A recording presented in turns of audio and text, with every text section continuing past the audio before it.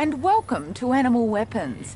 In this episode, we look at a rather different use of a weapon, not for securing prey or for defending against a threatening predator, but for purely social reasons. Of all weapons that are used in the fight for sexual superiority, it is an animal's horns which feature most often. The weapon of speed, however, is used for another fundamental cause, securing the next meal.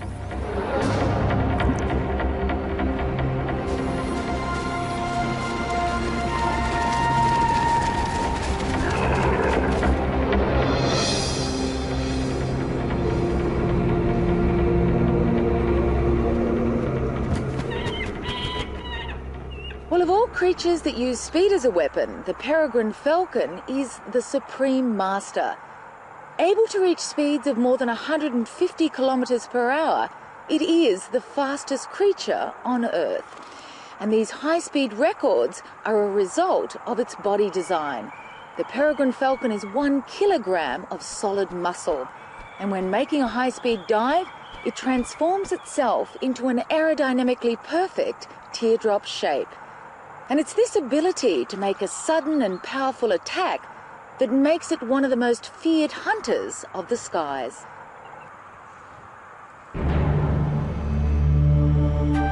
This king of the air displays one of nature's most magnificent designs.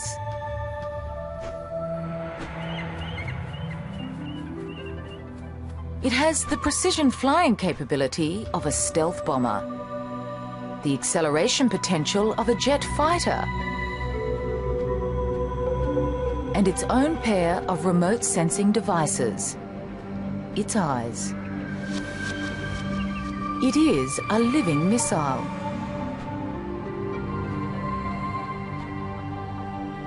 Speed and precision enable a rapid descent on its target, but not without risk.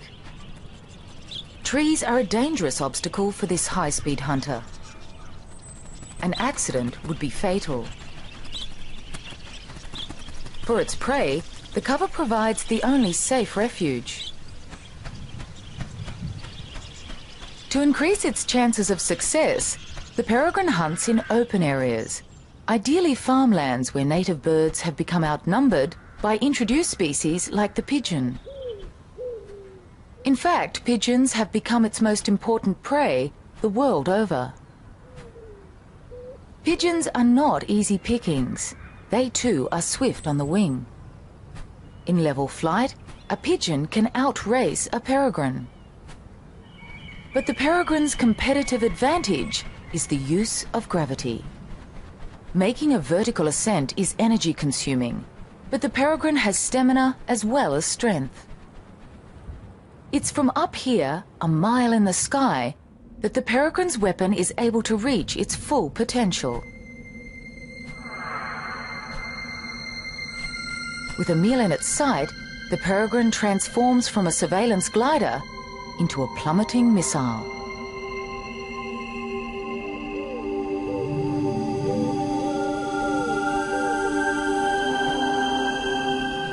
By tucking its wings against its body, the peregrine minimizes air resistance and drops out of the sky in staggering style. At the final moment before impact, the falcon levels out and strikes talons first.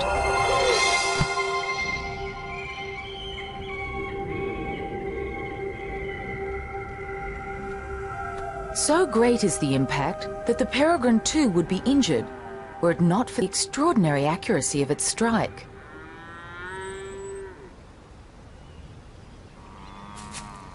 Despite their formidable speed and hunting prowess, only 1 in every 10 attacks results in a meal. It's an energy equation that every fast-moving creature must contend with, in whichever environment they live. Like all animals, predators that use speed as a weapon have a less than impeccable success rate. So, to increase your chances of success, you have to combine speed with other weapons of attack.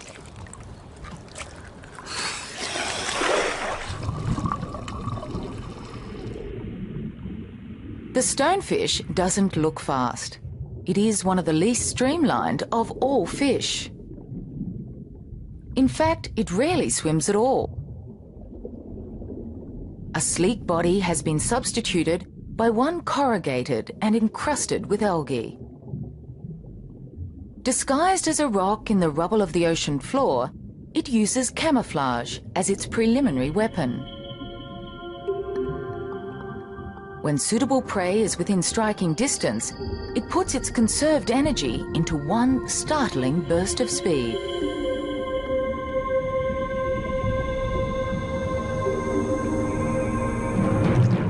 Within 1/25th of a second, its jaws lurch like a steel trap, engulfing its prey.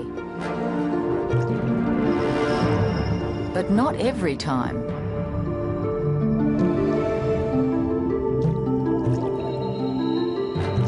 While not every strike is on target, the energy lost is less than that expended in a high-speed chase.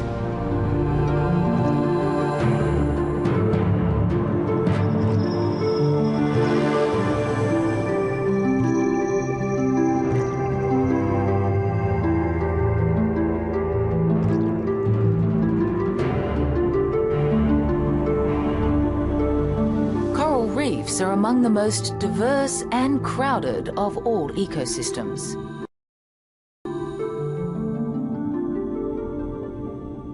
It's here that you find an extraordinary array of weapons, each designed to compete successfully for a common food source and for highly sought-after available space. These coral reef shallows on the Great Barrier Reef are home to a killer that strikes with remarkable speed. Distantly related to the prawns and crabs, there are more than 400 species found the world over. With eyes more sophisticated than our own, and with a claw modified to become a high-speed hammer, it is the remarkable stomatopod or mantis shrimp. They are exceptional hunters, with forelimbs developed into highly specialized weapons to smash or spear their victims. While this spearer may have one of the sharpest claws in the ocean, it is its relative, the smasher, which can lay claim to the fastest claw on the reef. This action has been slowed down 125 times so that it can be seen.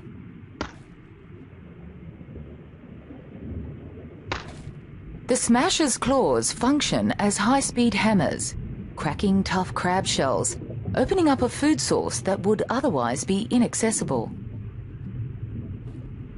They live in natural crevices within the coral, from where they can see all.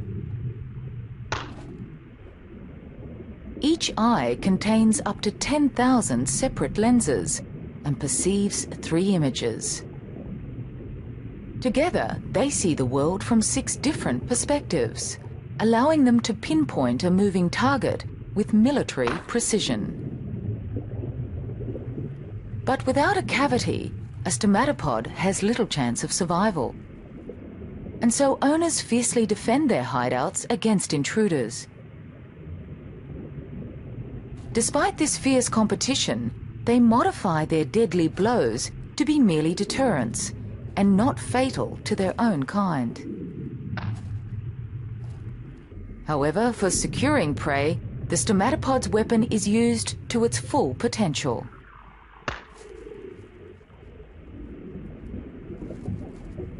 The smasher quickly sizes up its target and strikes with blinding speed.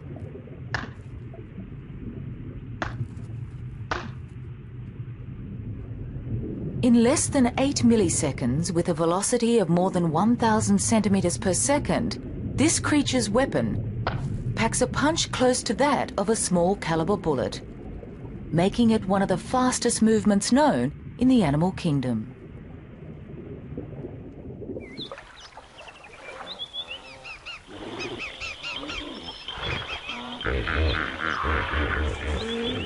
It is in Africa that we find the world's most spectacular collection of animals and their weapons.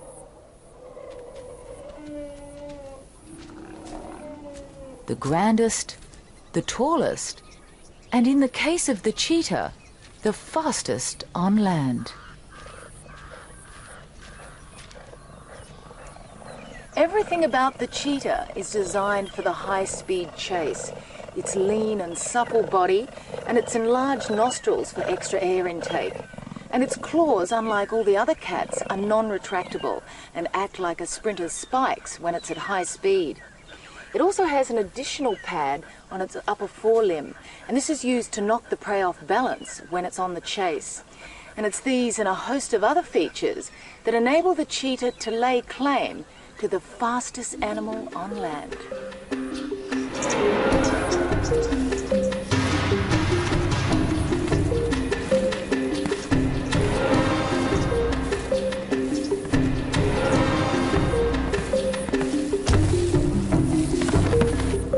But speed is a weapon that comes at a price. In becoming a speed specialist, the cheetah has sacrificed the weight and power of the other big cats. Here in Africa's Masai Mara, cheetah are among the most vulnerable animals on the plain.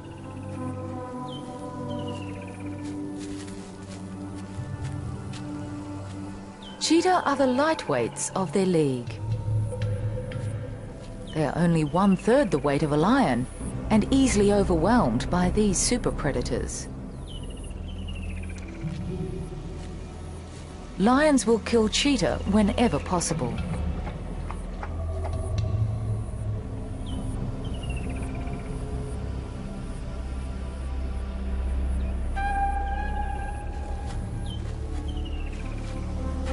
With speed as their only weapon of attack and defense, they almost always flee when threatened.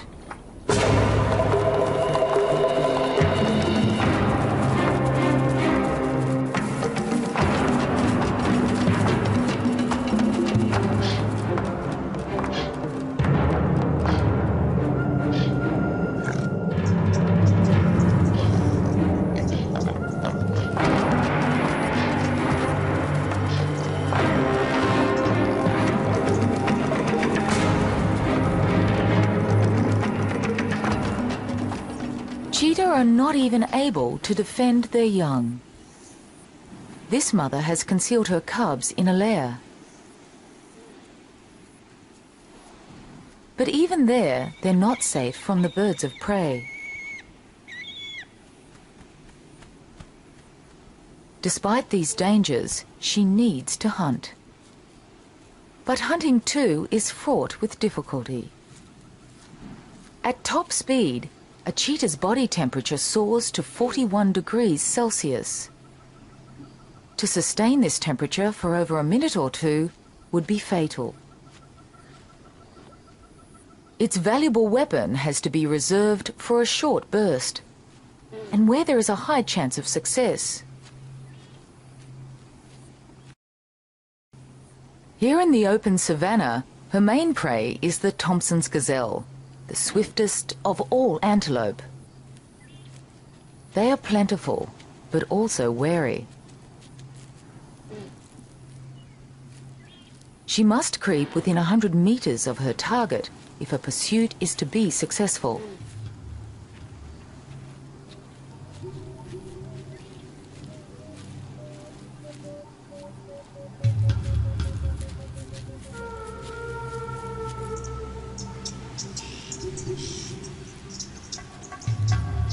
It may take hours.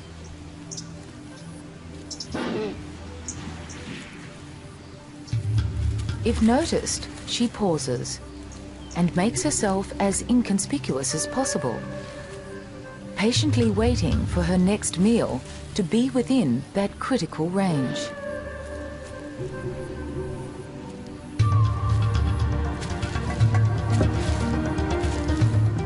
Within 3 seconds, a cheetah can reach a staggering 72 kilometers per hour.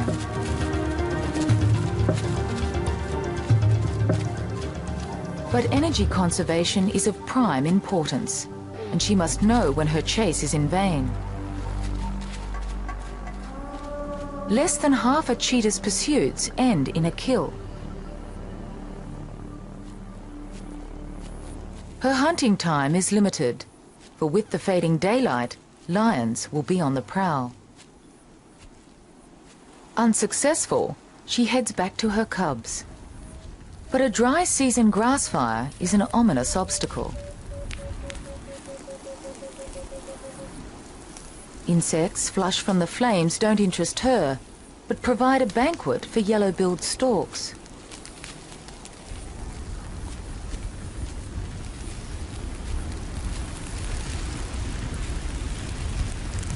While the inferno complements the weapons of some, for her, it spells defeat.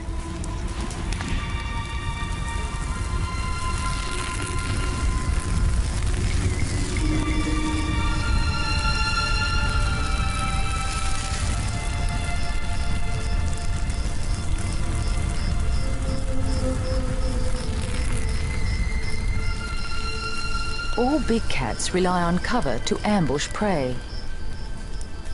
Without it, they can't get close enough to mount a surprise attack.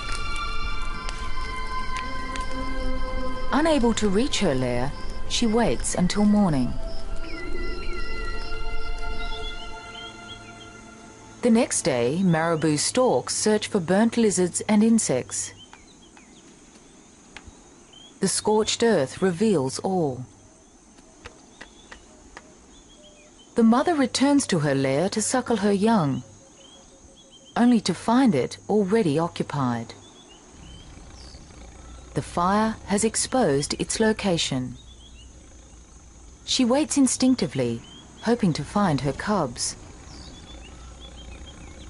But the limitations of her weapon have also been exposed. Without a weapon to defend suckling cubs, cheetahs lose most of them to predators, especially lion. Her instinct to reunite with her litter overrides her own sense of safety.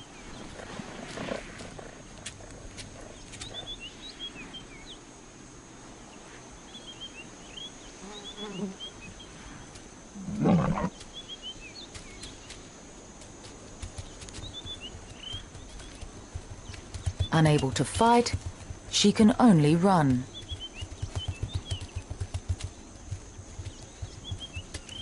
Only speed saves her life. The lioness knows she will lose the race, for she can only attain half the speed of a cheetah.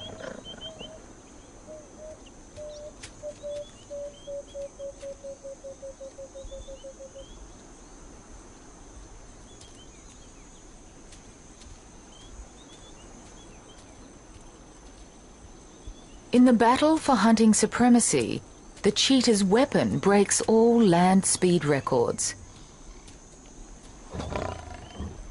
Yet it has made her cubs the ultimate victims of those whose weapons are not faster, but more powerful.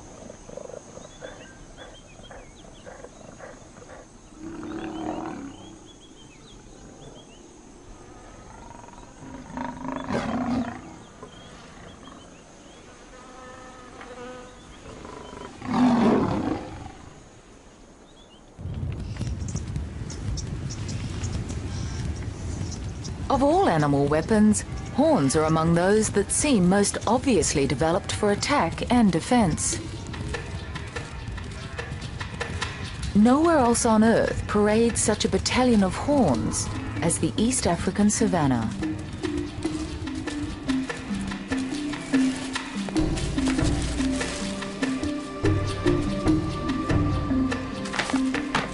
The plains echo to the clashing of horns.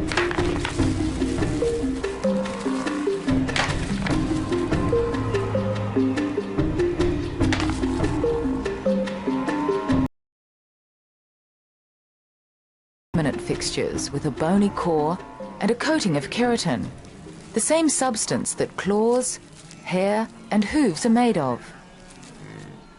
They are firmly attached to the skull and if snapped at the base will not regrow. But there are exceptions. Well, of all animal horns, those of the rhino are probably the most unusual.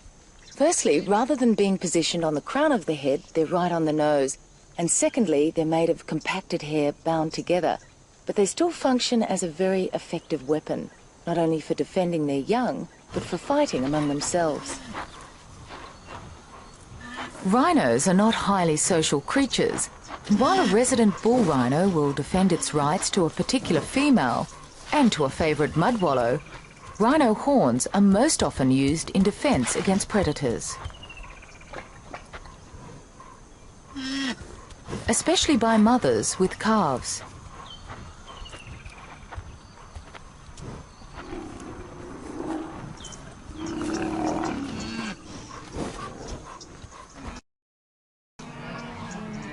Unlike the rhino, most horned mammals live in the safety of large herds, and surprisingly, the weapons are not used primarily against predators.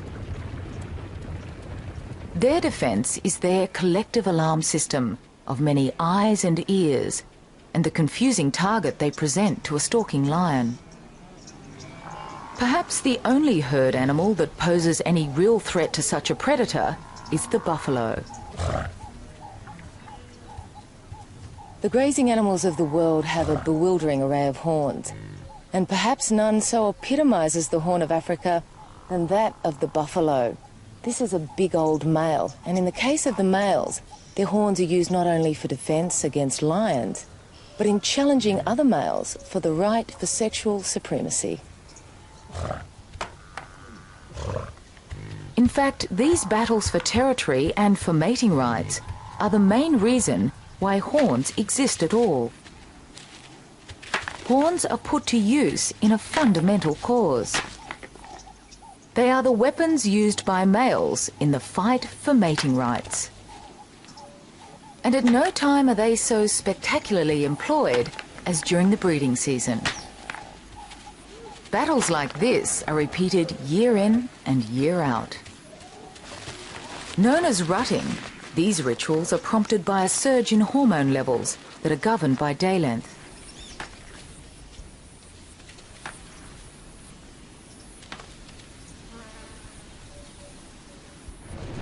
The rutting of the topi is among the most ritualized of all antelope.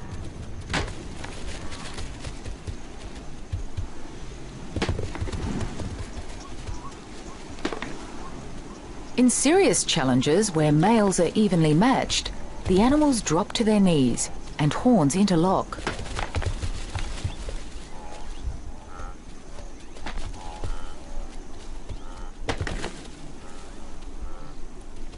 They will wipe their faces on the ground or paw repeatedly to disperse scent from glands both below their eyes and under their feet.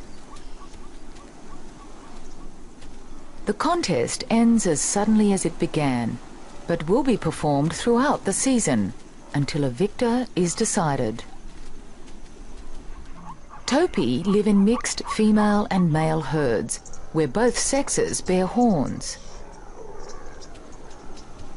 In impala, it is only the male which bears horns and maintains an established territory.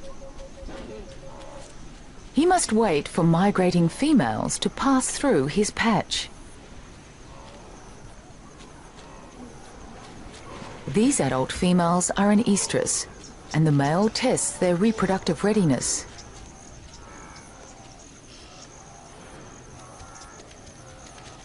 He mates with those that are responsive.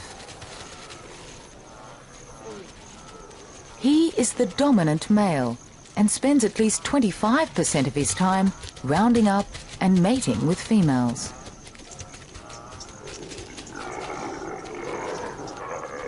Not only does he need to keep females within his territory, he must also keep other males out, leaving him little time to rest or feed. Even recently weaned males are seen off,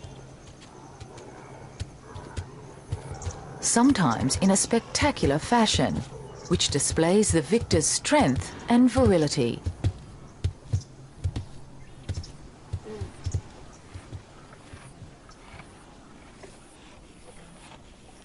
Well, giraffes too have horns, and even though they're the only animal which is actually born with horns, their horns are more for decoration than for attack and defence. Because when it comes to fighting, giraffes really use their heads. While the horns of the giraffe are reduced and not a prominent weapon, their long muscular necks are an effective substitute.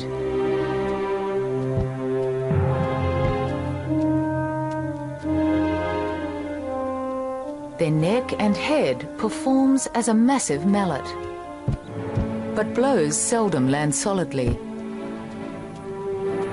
These young males do their best to avoid being hit by the other.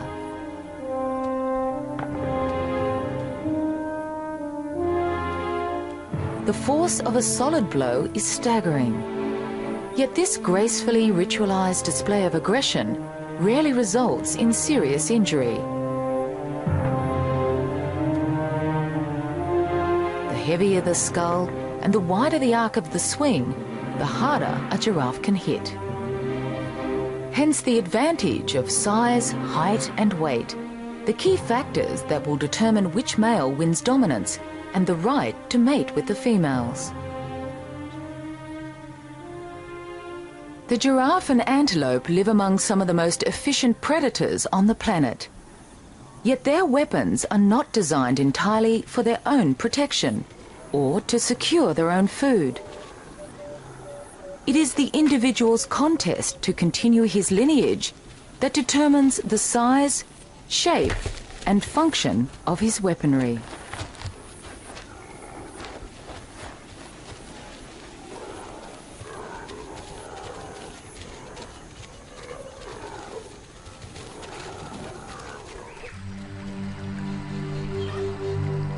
Rainforests are among the most diverse of all the world's ecosystems. While the African plains are the arena of challenge for the world's grandest creatures, these Australian tropical forests are the battlegrounds of the mini-beasts.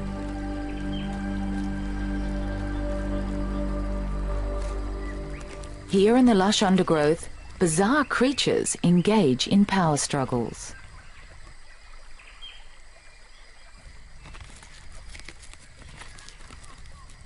For most of the year, they live solitary and relatively uneventful lives. But this is the mating season, a time to challenge and conquer. They gather together in suits of shining armour and with weapons of oversized proportions. The victors will claim the ultimate prize: mating rights to their miniature maidens. Male stag beetles are armed with horn-like projections, which are actually extensions of their mouth parts. Females are smaller and without horns.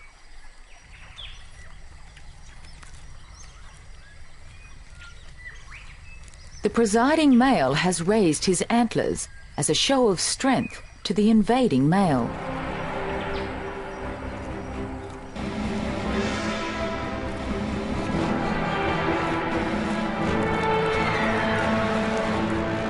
Their weapons are used as levers to flip their opponents off balance.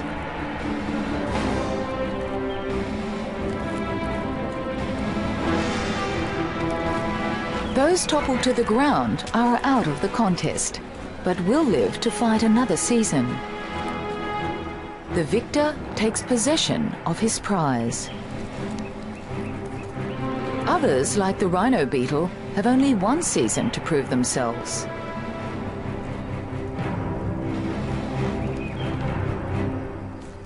Well, like all insects, the rhinoceros beetle develops through different life stages until it becomes a fully formed adult. In fact, it spends more of its life like this as a grub than it does like this as an adult.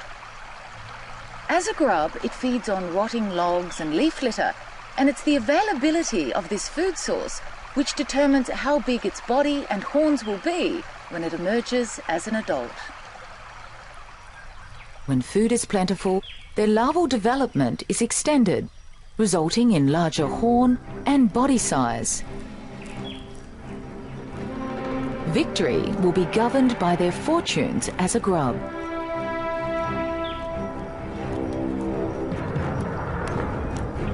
In most cases, large horns are the key to success. They are able to lift 850 times their own weight.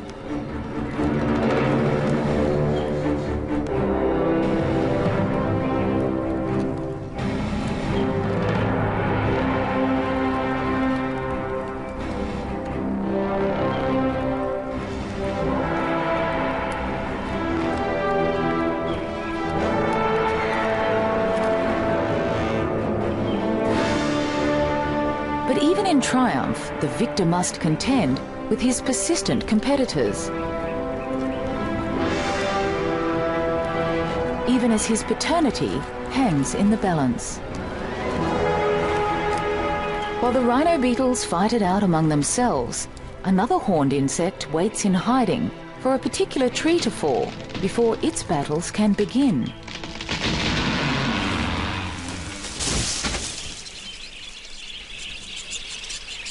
A white mahogany tree falls and begins its process of decay. It exudes an odor that acts like a magnet for a rare and elusive little insect. For the antlered fly, it signals a potential egg-laying site for the female of their species. Rarely seen, antlered flies are a highly unusual group of insects.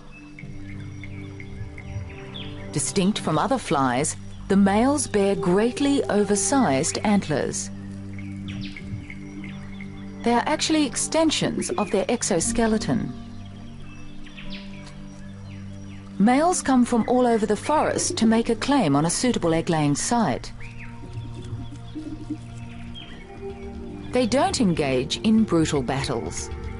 Their power struggles involve subtle body and wing gestures, as well as some pushing and shoving.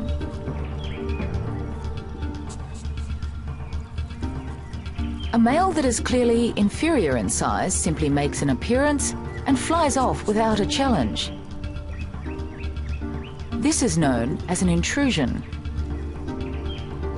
More evenly matched males linger, flick their wings and sway their bodies. If two males are evenly matched, their posturing culminates in the interlocking of horns and head-on combat. They push against each other, their antlers interlocked, and rise up on the tips of their middle and hind legs. This usually only lasts for a few seconds before one of the males is overpowered and retreats.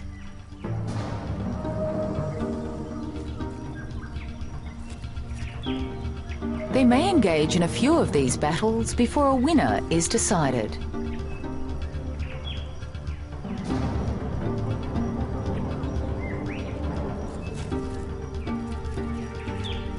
Battles become complicated by the arrival of a female.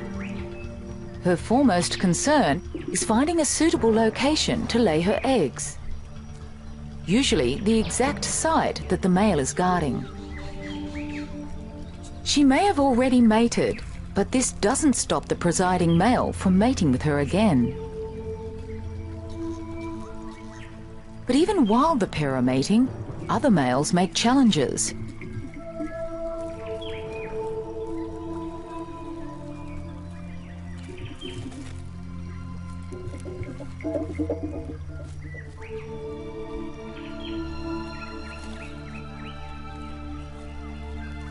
Even after they've mated, the male stays astride the female, ensuring no other males have access.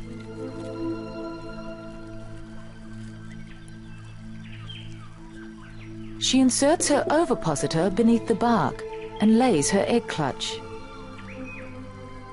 While she lays, the presiding male continues his guard. For the antlered fly, the size of his antlers are his passport to paternity.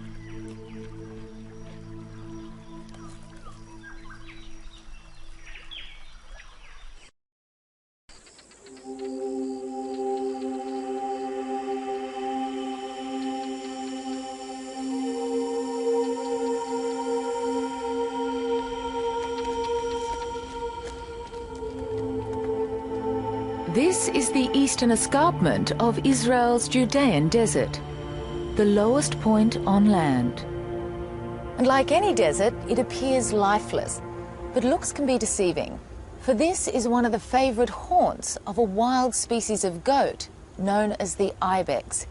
And if you happen to be here at the right time of year and the right time of day, you may be lucky enough to witness one of the spectacular displays of male rivalry.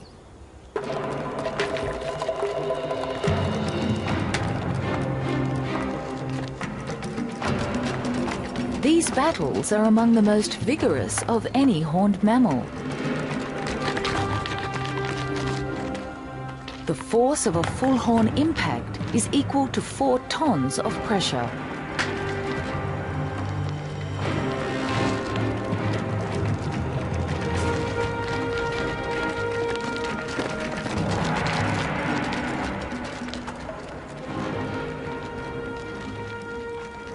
These old males are over 6 years of age and have the largest horns of the herd.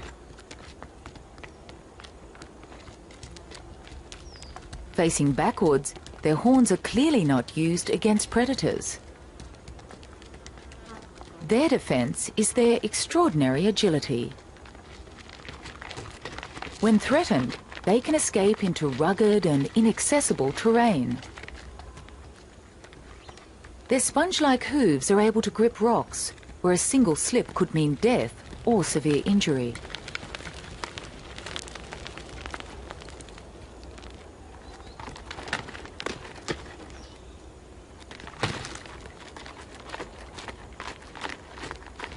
To fully appreciate how the ibex uses its horns as a weapon is to understand its breeding cycle.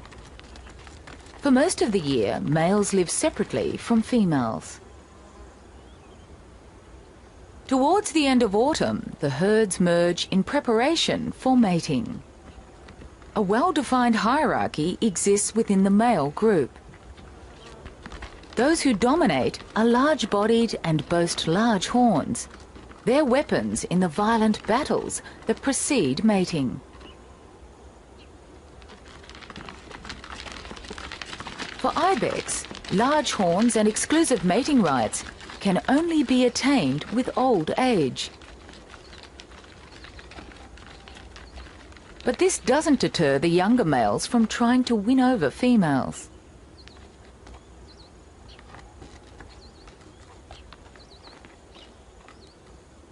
With necks lowered and tongues outstretched, they test the reproductive readiness of the females by tasting airborne hormonal levels. Females prefer to mate with old males and will ignore the approaches of those that are unsuitable.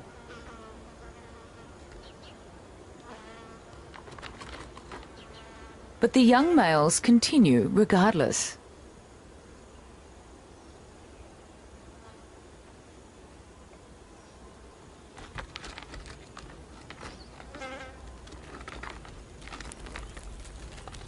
While ibex horns grow throughout life, they slow their growth on maturity and stop growing altogether in the breeding season. This may be because males expend a lot of energy and eat little, or perhaps it's a result of changing hormonal levels.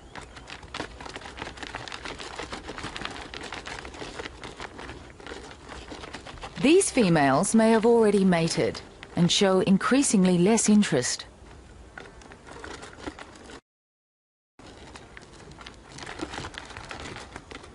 By the end of the rut, the males regroup and recover from the exhausting 6-week rutting and mating period.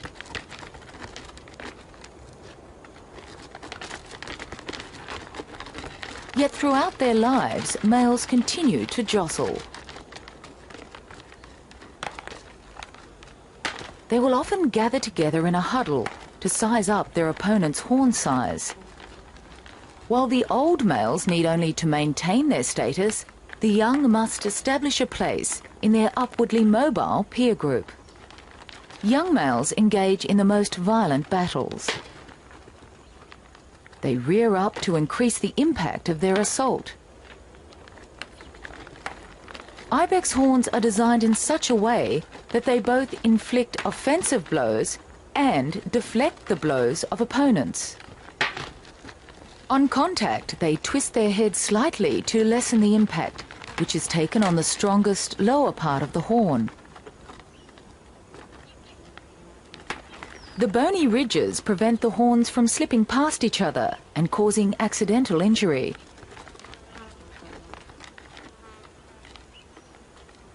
Some battles do result in broken horns and wounds, but the greatest damage is that caused to the male's social status, denial of the right to mate with females. While old males engage in fighting more often, it is more ritualized and less energetic. They have the advantage of experience and use their weapons sparingly. Ironically, once old males reach their sexual zenith, they become the most vulnerable. Their heavy bodies and greatly oversized horns reduce their agility. This not only increases their chances of serious injury on the slopes, but also makes them prime targets for predators. They're forced to move with less speed and greater caution. While the success of their weapon now jeopardizes their own survival, they have ensured the proliferation of their own offspring. A dominant male's reign may only last a few seasons before one of his subordinates succeeds in taking the top position.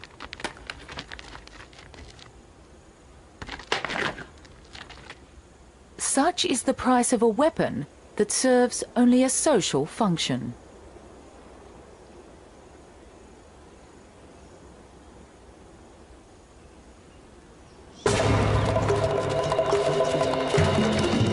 While the weapon of speed is used primarily for securing prey, horns play a completely different role in an animal's life, but one that is equally important. They are the weapons used between males to joust and butt, clash and posture. While the fights are sometimes violent, they are ritualized and more about mating than maiming. They are a form of contact body language that determines who mates with who. The larger horned victors pass on their genes at the expense of males less well endowed. It is this genetic selection that ensures that horns continue to be used as vital weapons in social battles by creatures large and small from all over the planet. Well, that's all for this episode of Animal Weapons. Goodbye for now.